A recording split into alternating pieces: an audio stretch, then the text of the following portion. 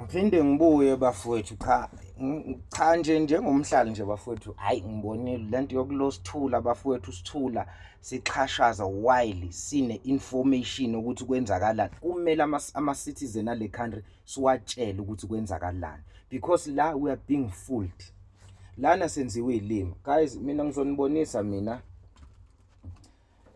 mina ngicrossile country ngisebenza as a truck driver. These are my passports. So into engikhuluma ngayo mina ngikhuluma ngento engiyazi. These are my passports. And laba passports lawa sinangikhuluma ukuthi laba ama passports mhlawumbe kuthiwa empty. Crossile border mina. Yabo? Crossile border, yabo? Crossile border mina. So ngikhuluma ngento engiyaziyo. Angizeli la kuzokhuluma into engayazi. Yabo ipassport yami. Angikhulumi into engayazi, buka ama stamp. Yabo? Just angazi light liyaqo but nje uyabona. Angifuni uzongibhayizisa uyabona. Ngizongijwayela kabi. Ngiyabona. So bafethu kufanele lento ni understand. Uyabona mina as umuntu ohambile kulama country lawa. Mina I've been to 9 countries including Congo Brazzaville. I've been there. Ama politician bafowethu aya benefita from kuma foreigner. Abelungu baya benefita from kuma foreigner. Abelungu ba benefit cheap labor from foreigners. Ayikho lento ukuthi ama foreigner ama hard worker. Mina ame truck driver ngisebenza nama foreigner here from me. Siyasuka nabo la uthothi siye Congo siye Namibia sakuphi kuphi umuntu akutshela ukuthi hayi ngikhathele ndoda truck stop elandelayo siyangena siyalala uthi awu wena ngoba kuthiwa we hard work ukhathazwa yini. So ake umzimba lo bafowethu ningayivumi it's a propaganda lento ukuthi foreigners are hard work than us. Into ekhona foreigners they don't have choice. Not ukuthi they are hard workers. Ikhohlweni leyo nto there is nothing like that. Ayikho foreigner kuthiwa i-hard worker. Kulama country lawa bafowethu mesiwahamba. Uyazi ukuthi udriver only 5 km. Ufuna amaphepha. Suke kule road block another 5 km uzothola i-road block ufuna lamaphepha. Yonke la uhamba khona kuthi ungapaka even i-truck. Mawupaka i-truck uyothenga ukudla eshopeni funa wazi ukuthi uhamba nepassport. Musana ukuvumela labantu benenza ilima. I've been there. Yeah. Nanka 3 passport amanye ngiwashiya endlini. Lawe ngiwaphethe la yilawa la esikhwameni sami. So ngikhuluma ngento engiyaziyo la. Ayikho lento yeni ukuthi kulama African countries you walk freely. It's nothing. I remember eMozambique bengidiliza lapha ePort. Funitshela ukuthi abelungu nama politicians abenefita kanjani kuma foreigner while thina as a citizen sisafara. That's why nibabona bengenandaba and you are wasting your time. That's why ngithi mina Zulus let's go and fight for KZN. Asikhohlwe ile South Africa enye. These people are benefiting. Let me tell you. One day bengafika eMozambique I think kwakuyi system down or I don't know but kwathiwa sizodiliza the following day. Then nengabi zami sathi hayi no ashiyena ama truck siyeni la etown eMozambique. Mina passport yami ke mina even la eSouth Africa. Mina ngisho ngiyeshop mina ngihamba iID ngayiphethe. If iID angiphethe ufuna ngiphathe license. Anginayo nje lento ukuthi ngihamba empty handed. Mangiphuma everywhere la ngiphuma ngiyakhona. Mina iID yami ngishiyi mina. So amajita mesiphuma siyaphuma ematrackini sithola nje lokho kuyimontonyana zakhona kweMozambique sayiqhasha sithi hayi ngoba iport vela yikho nedown sithi ayicene sibe la edown siyothola into ezincane. Guys yathi mayiqeda ukusibeka le monto edrobheni la khona ayisefikile ama medikash. Amaphoyisa khona ke thina besiwabiza ama medikash imali yakhona. Angithi nathi la sinama rand bona imali yabo medikash. So thina bese sibiza amaphoyisa akhona the way nje abusana ngakhona bese sibabiza ngama medikash. Hey anobonanga laba medikash ngalapha. So sithi siyehle emontweni mina vele zami izinto ezikhona la ePython kube khona umfowethu uthi passport yakhe ayikho. Eish bambuza yes bali passport. So Isihlangano sicisho sifaneke nesiZulu. Uma umZulu nje isihlangano ungasizwa vele ukuba ignorant. Lokho sokuvuma izinto eziningi zesihlangano ziyafana nezesiZulu. So amashangane kasile mabona ukhuluma mekhuluma isihlangano ebona ukuthi waphendula kahle abaleke ukukhuluma isiPutukezi. Sebezama manje ukusidida. Sebeyabuza manje uthapha amaphepha. Hayi sinabanye bafethu sikhipha ama passports, sikhipha izinto zethu. Kube khona umjito ongayiphathanga. Yo wathi uyazama ngiyachaza ngikhohliwe la i-passport etruckini kanje mnganami wakhokha 3800 and that 3800 ubengenawo imali esacontributor sesihlanganisa sisonke samajito ukuthi kukhokhwe le mali ukuze sikhona ukuthi sihambe. Guys, ayikho lento ukuthi walk free kulama country. I've been even ko Zambia. eZambia uthola i-roadblock i-1 kilometer ne-1 kilometer it's roadblock bakufuna all papers. Ningalonilalela omalemala bedlala ngani la nilonilalela lama politician edlala ngani la. I've been in Zimbabwe. eZimbabwe benza i-roadblock ngama drum. I know. Benza i-roadblock amaphoyisa akhona i-roadblock ngama drum amaphoyisa akhona lawa amaphoyisa akhona lawa seZimbabwe lawa abusanayo nawo nje ayi problem.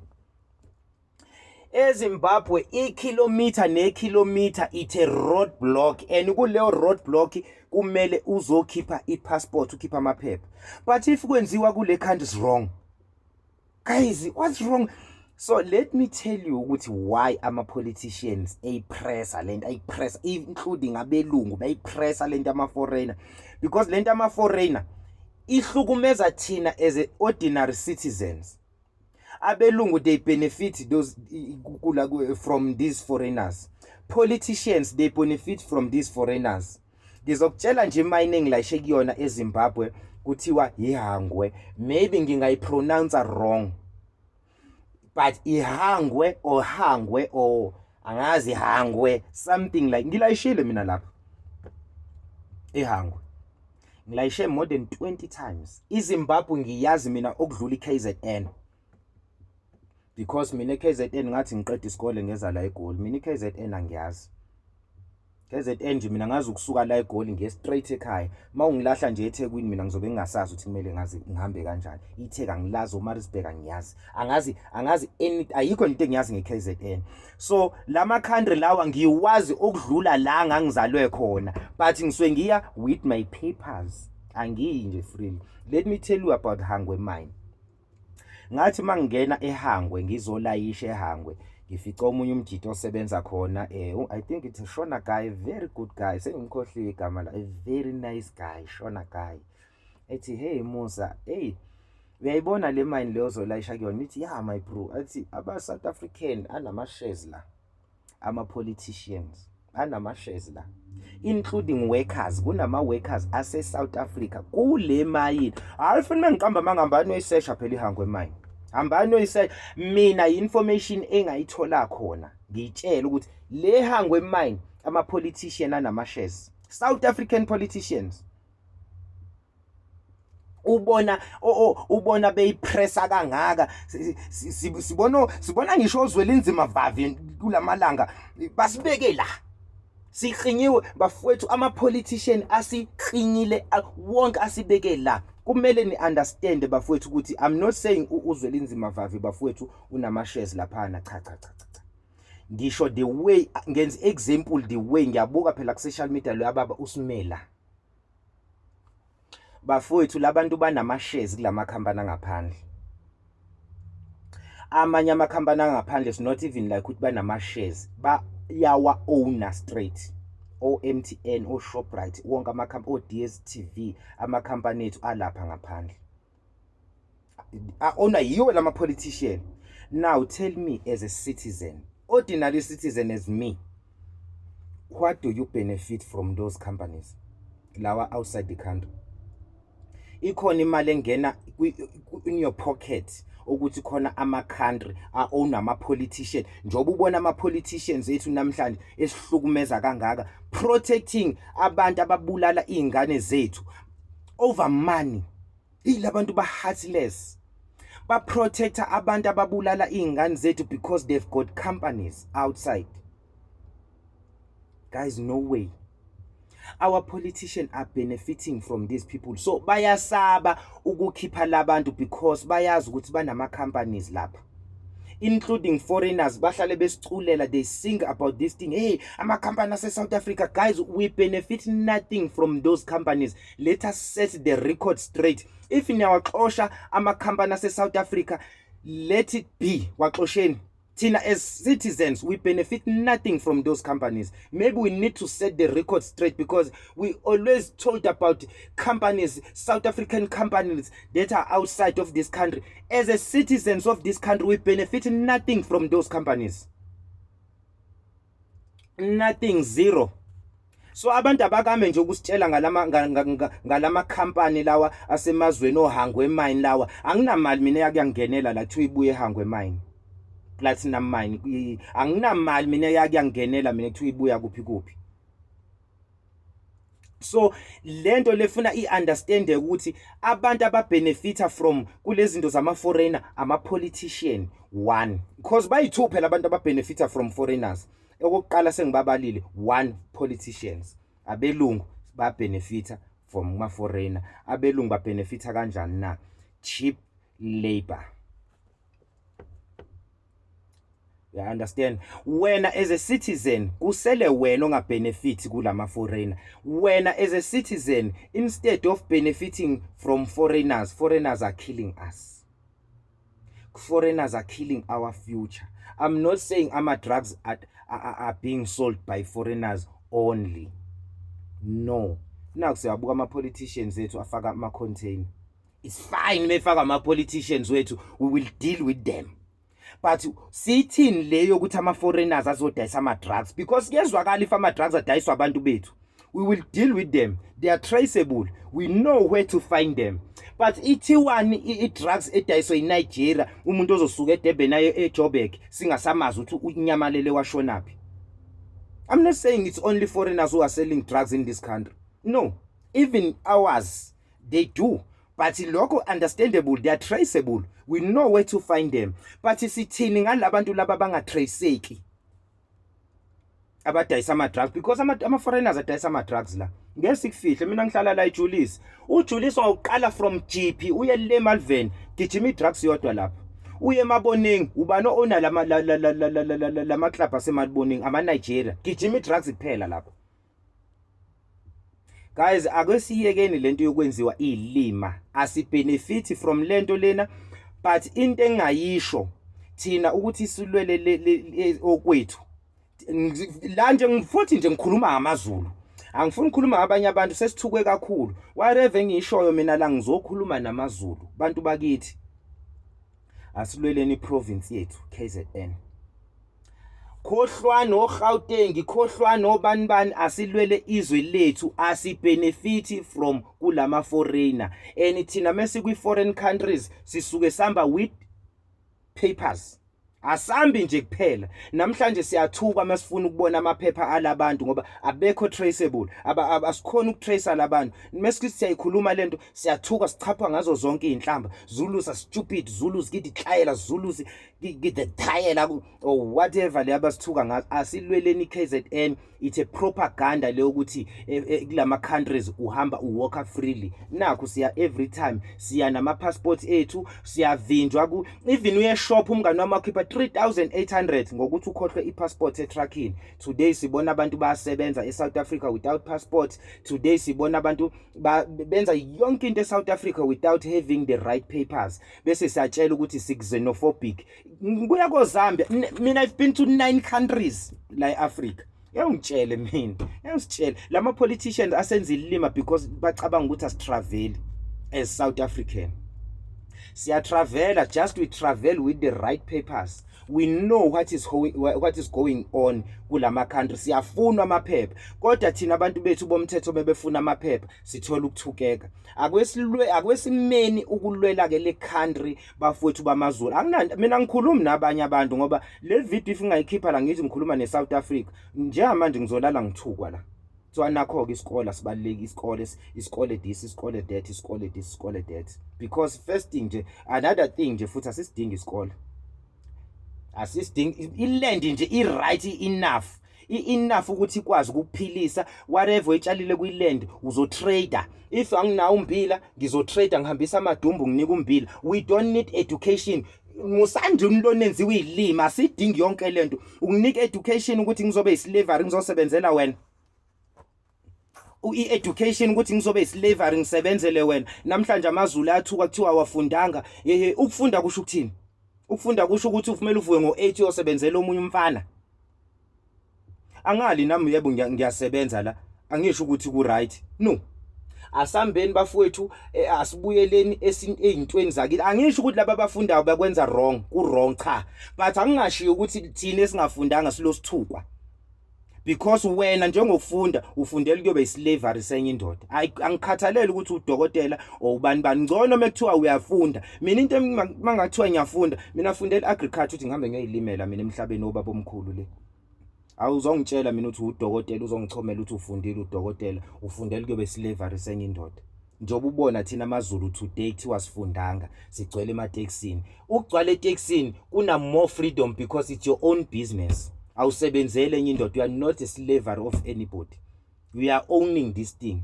You in peace. How about when ufunde 7 years ube udoctor ufundela ukuvuka ekseni uyosebenzela omunye umfana? Ithini indaba yakho?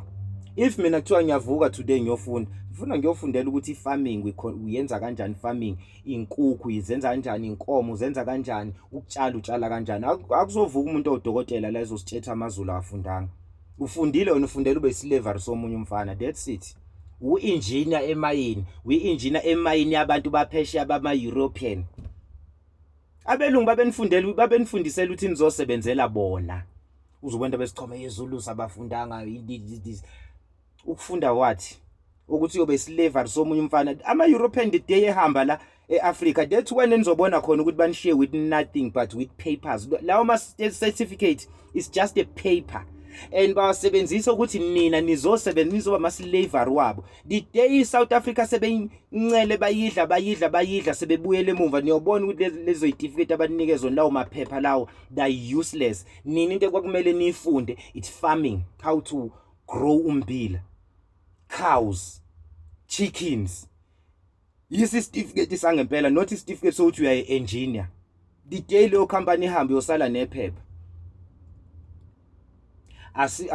Asivulekeni la siye ukutshela abantu ukuthi amaZulu afundanga, amaZulu dead ngoba elwela izwe alibona lihamba. Sibulawela abantu badayisa ama drugs, osisi bethu badayisa emgaqweni, badayisa ngemizimba emgaqweni. Asivukeni bantu bakithi, khona okungekho right la. Ngibonge. Ya inkabi zami niyaphila bafowethu. Hayi mina khona into engiyibona abafowethu ukuthi hayi le ayilungu emadoda. Hayi mina ngazi noma mina ngedwa nokhathalayo lezi inhlambe esichapha ngazo samaZulu ngokuthi senza into eright. Yebo uCredo umuntu wawasho vele wathi amaZulu asazothukwa ngalento enhle engaka ayenzayo yokulela icountry. Bengabelieveli kuma prophet but uCredo umuntu wangenza ngabeliever today siyathukwa. And sithukwa nabantu esibasizayo. So mina ngokwamba mfowethu yini ehlula ukuthi sikline nje iKZN kuphela. Asikhohlweni bafowethu amanye ama province. Asikline nje ethi province. Konke lama ema province memosheka ayamosheka. Mhlambe one day umthetho uyovuma ukuthi iKZN izimele as a country. Because nabo Swaziland bayimela, nabo Lusuthu bayimela. Yini ezohlula iKZN ukuthi imele? I think iKZN inkulu by far compared to iLusuthu. Inkulu by far compared to iSwaziland. Yini engahlula iKZN ukuthi imele as a country?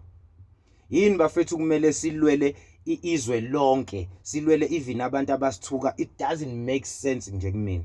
Ayiyenzi ingqondo. iKZN nje iyodwa ama minerals esinawo enough ukuthi singakwazi ukuyiphilisa. Vele akudingi ukuthi iCountry ibe nama minerals wonke to survive. Uyaphilisana nama country amanye awomakhelwane esobe singenakho eKZN sokuthatha eLusuthu, esobe singenakho eKZN sokuthatha eSwaziland, esobe singenakho eKZN sizokuthatha kuyona le South Africa ngoba thina sobe sesingaseyona eSouth Africa masiphuma. Bafowethu eKZN I think the first thing manje kusekumele silwele ekumele ngempela ilwele ukuthi KZN imele as a country.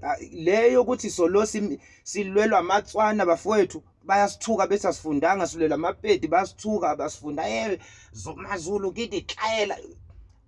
Understand, ngizwa mina igama lesixayela more than 20 times a day. Ubizwa ngesixayela, ubizwa abantu obalwelayo because they are not brave enough ukuthi bazilwele. Uma ubalwela bakubize ngesixayela. Bafethu, why singalweli iKZN only?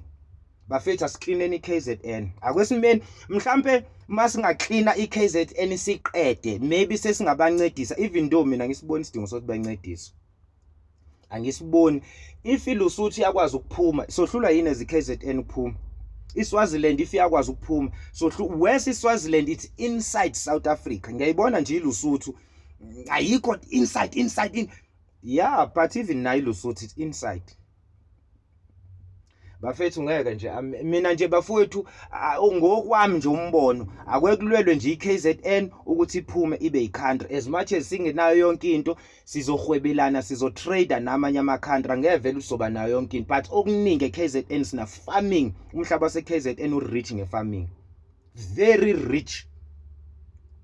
Sinelahle eKZN, sinolwandle eKZN, sinelokhuzana, sine-Durban port, sine-Richards Bay port, sine-airport King Shaka.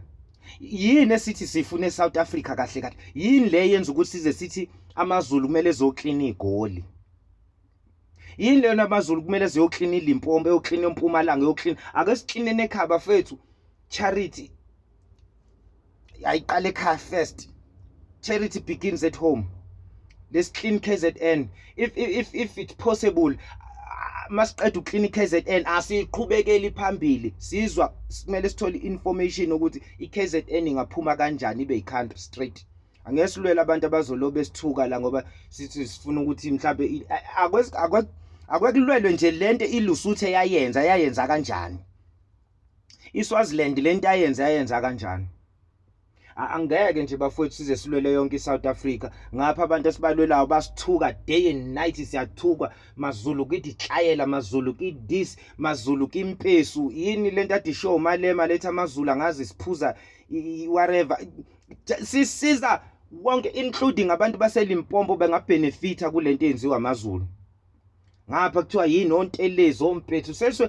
Mina nje sesibizwa ngontelezi nalama ngihamba la Spanini. Wentelezi because uMalema uthi sontelezi. Asiphume nje bafethu eSouth Africa. Asiyeke nje lento ukuthi so clean eSouth Africa nje. Asiyekeni nje. Vela even companies, we have enough companies in KZN. Silane egoli kunamhlanje because iKZN igcwele abantu esingabazi. iKZN igcwele abantu esingabazi. Ngilanje egoli kumanje ngoba iKZN igcwele abantu esingabazi. Akuklinwe nje iKZN kwesibuyele emakhaya umuntu ekoyisebenzele eprovincini yakhe. Laba base South Africa bathanda yonke le life ehlangahlangene kwesiphumeni sibayike ukube kuya ngami nje mina. KZN ngabe siyayiklina nje esiZulu clinic only KZN only. Angiboni nje mina into isidingo sokuthi cleanwe wonke lama province lawo. Angisiboni. iKZN inkulu enough ukuthi inganakekela wonke umuntu owumZulu wase KZN. Ayisiboni silanje egoli kunamhlanje because iKZN igcwele abantu engebona bakhona. Leyo ngizoba straight, I don't care who say what. iKZN ingakwazi ukusinakekela thina as abantu bakhona ngendlela nje ekahle kabi. Ayikho enye into esidingayo thina, sinolwandle yonke imikhumbi ingena lapha iphuma lapha. Richards Bay imikhumbi yangena yaphuma, sinama airport. Asidingi nje kahle thina nje vele iSouth Africa asidingi. iSouth Africa sizoyidinga ngoma sekuthiwa kuyatradewa because nabo bazoyidinga iKZN ngokutrader because iSouth Africa izobe ingasenalo ulwandle. I think iSouth Africa idepende kakhulu olwandleni lase KZN. Bona sibobe sebesele nolwandle lase Cape Town. Angazi ngoba nayo iCape Town ikhuluma ngeCape Independent. Ukuthi once kwaphuma iKZN kwaphuma iCape Town nizosebenzisa luphi ulwandle nosala mhlawumbe nalo lase Eastern Cape. Angazi ngoba phela iEastern Cape kudala uvele kwakuyicountry. Once kwaphuma iKZN neEastern Cape yokhuluma istory esifanayo. Eastern Cape vele kwakuyicountry. Omunye uzophika lamba anobuzo omkhulu beni. Eastern Cape babehamba ngepassport mabiza la. Eastern Cape inolwandle, KZN inolwandle, Cape Town inolwandle. Wonke lama province agudle ahamba ngo-N2 from Cape Town uya ko Durban. Ulwandle lapho. And KZN maphuma I know Eastern Cape yokwenza okufanayo. Thina namaXhosa siphila impilo efanayo. Thina namaXhosa izinto eyi1. Into eyenziwa amaZulu amaXhosa I know ukuthi azofuna ukuyenza. Into eyenziwa amaXhosa amaZulu ayefuna ukuyenza. We are one thing with Xhosas. Angifuni ukukhuluma ngeCape Town because iCape Town iyona introduce ekuqala lento yokuthi bafuna ukuphuma as a country. iSouth Africa yosala inani. Bafethu akesilweleni KZN sikhohle ngabo bonke labantu. Sithukwa ngabantu engesbenefit lutho kubona. Ayikho into esibenefita kulabantu. Akwesilwele nje iKZN masiqeda ukulwela iKZN siklineke ngendlela ekahle. Amakhehla seKZN obaba umsholozi abobaba badala impunga kwezisitshela ukuthi yini ekumele yenziwe ukuthi iKZN imele as a country. Angeke nje sina sikwazi ukuphila neSouth Africa abantu abangayifuni inqubekela phambili. You go to Europe, ama-European ayalwa kuya strikewa as we speak e-Europe. As we speak kuyaliwe e-Europe nje manje kune protest. Abantu bakhona bakhathela ama-foreign. Everywhere ama-country almost everywhere ama-country yalo lento ama-foreign. What's wrong with our leaders? Why labantu bebe against izinto ezifunwa yithi as a citizens? Uleader bani mawungafuni ukumamela umuntu omlidayo? Ubani lo ufuna ukumlead? Because majority of I can assure you 95% of South Africans they are not happy with foreigners. So yena stopper ama leaders wethu ukuthi bahambe ne majority because it's only 5%, maybe 5% aseLimpopo. Ibona maybe abazwana nalento ama foreign. The rest of South Africa we are not happy at all ngalento ama foreign. So ama leader wethu ahlulwa yini ukuhamba ne majority? Angisiboni mina isidingo sokuthi kuze kuliwe la. If we leader you go with majority. Yekela minority le esanganayo. Phela nje la eSouth Africa yonke I think it's only people from Limpopo aba comfortable ngama foreign.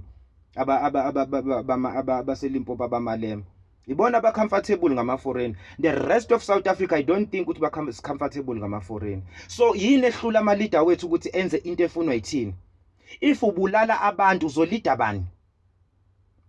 Because lana siyabulawa, inti yabulawa ngama drugs. Inti ithengisa imizimba. Kwenziwa yonke lento ephuma endleleni. If ubulala abantu uzoba leader kubani? Hey lama leader lawa awana wisdom. If ubulala abantu kusasa uzoba leader kubani? Njoba beshayina ngeemonto ezibizayo, beshayina ngeimpahla ezibiza, beshayina ngemizi, bethenga imizi yo200 million oPaul Mashatile, bethenga imizi edurayo. Bafuna ukuthi beshayine kuthina. Thina mase sifile njoba besibulala ngama drugs, bazoshayina kubani? Ubantu abazoshayina because they are busy killing youth. Abantu ekumele kube yibona abaphathi balelizwe kusasa. If babulala abaphathi balelizwe, bazoshayina kubani? Ubani abazothi mebephuma neemonto zama million babancome. Bazoncunywa ubani because babhizi babulala youth right now. I-tax njoba behlala emzini ama million, i-tax yethu. Uyangibulala mina, uzophinda uyithole kanjani leyo tax? Because fana ngabe make sure ukuthi uyanginakekela mina ukuthi uhlala uyithola i-tax. But uma ungibulala mina, i-tax uzoyithola phi kusasa? Guys, asifixeni KZN, lesikhohlwe nje apha. Asikhohlweni nje ngeSouth Africa. Sikhohlwe South Africa. Even lento ukuthi kulwisane noMalema, angisiboni mina isidingo sokulwisana noMalema. Asikhohlweni nje bafowethu ungizwa ahambe ecaleni lakhe leli lacala lakhe leli elikhona. After lelo cala liphela lelo cala lelo, asiqhubekeni silweleni KZN. Sikhohlwe bafethu la ama-country amanye. Sesikhathele thina ukuthuka woMalema, sithukwa woMalema, sithukwa woRamaphosa, sithukwa oKhumbuzo Chabeni, siyathukwa. And mawuthi uyabheka sithukelwa into eright. Even uCredo Muthwa wayikhuluma lento wathi amaZulu ayothukwa ngalento eright abazoyenza. Siyothukwa. So bafethu asikhohlwe nje ngalento okulwela iSouth Africa. Asikhohlwe, asilwele okokwethu. Thina okwethu KZN. Even iGauteng akuyona yethu. That's why even igama elithi iGauteng mawuthi uyalibheka kahle ngathi linobusuthunyana or ubutswananyana. Li straight ukuthi nje we don't belong here. Guys, let's go home. AmaZulu akithi bafowethu insizwe isehostel. Asambeni bafowethu emakhaya. Ingaklineka iKZN, ngiyanitshela iKZN izokwazi ukusinakekela sonke esiZulus. I know ukuthi khona abafowethu asebesebenza, nami nje ngiyasebenza. Futhi ngisebenza permanent, ngisebenza umsebenzi oright kabi. Kodwa mangingathiwa kuyahanjwa kuyolungiswa iKZN, sizowuthola umsebenzi eKZN, ngingavuka ngiresign mina la. I'm not happy ngeGauteng. Mina ngithanda ekhaya iKZN. I'm not happy ngekhaya. That's why even ukuthenga indlu, ngiya-afforda mina ukuthi ngingathenga indlu la eGoli, but angisoze ngavuka ngathi ngihalela ukuthenga indlu la because angisiyeni wala, ngwase KZN. Phelela lapho. I'm not happy ngokuba la. Bafethu asambeni siyolungisa okokwethu. Sesithukwe too much. Seku enough. Kanti anideli nina. After le case nje kangizwe umfowethu ungizwe, akabanjise ungizwe kule case. If ever leyo case yaphela, bafowethu asiyeke oGoli, asiyeke oMpumalanga, asiyeke yonke lento, asambeni solela iKZN. iKZN inkulu too much ukuthi ngasinakekela thina esiZulus. Asilwi namuntu. I'm not saying akuthuka abantu bafowethu, akungathukwa umuntu. Esikwenza yabona nje le march and march, the way ene peace ngakhona kuyajabulisa bafowethu ukuthi samaZulu hlale sithukwa, kodwa at least kubonakalile ukuthi samaZulu siyakwazi ukwenza into engenalo udlame. Le march and march phela inadlame le. Lena I'm sure imarch yokuqala eSouth Africa le ngenadlame. First march yiphenye la kuyaba khona ngaba nodlame. Ngangitshela nje maybe i1 enabantu abaningi okufana nale. Le march and march phela le igijima abantu abala ko 300,000, 200,000, 100,000. Ngeke ubone even kushiswa isitolo esisodwa. Kubonisile ukuthi amaZulu ayabehave. AmaZulu they are very disciplined. It's propaganda. Lesho Zulus this, Zulus that, Zulus this, Zulus that. Asambeni bafowethu in peace so lungisa iprovince yethu. We can do better iKZN than ngale mpilo esenza la. Mzansi, welcome to Mgosi waseMzansi. South African truck driver uyakhuluma amaqiniso ukuthi kwendakala nethu other African countries. Uthi ayikho lento yokuthi mabafika bozimo bafike batihambele nje freely, bahlezi baphethe ama-ID, bahlezi bafuna ama-ID, always paying timali tema-bribe. Uthi abatreatwa kahle kulamanye ama-countries. Abayekele impilo abantu base-South Africa xenophobic ngokuthi baqoshele abantu, because even nabo ngisho bayosebenza batreatwa kabuhlungu kulamanye ama-countries. Babafuna ama-passport left, right and center, babafuna timali tema-bribe. So uyasho ukuthi utonitshela yena liqiniso because usebenzela khona kulamave, uhlezayo ama-passport akhe, ama-ID akhe azagqwele nema-passport ngetitembu ukuthi uhlezi a-travela, and many people were like, what? Abahambe. Do comment your thoughts down in the comment section. Don't forget to hit the notification bell. I'll see you on the next one. I'm signing out. Goodbye.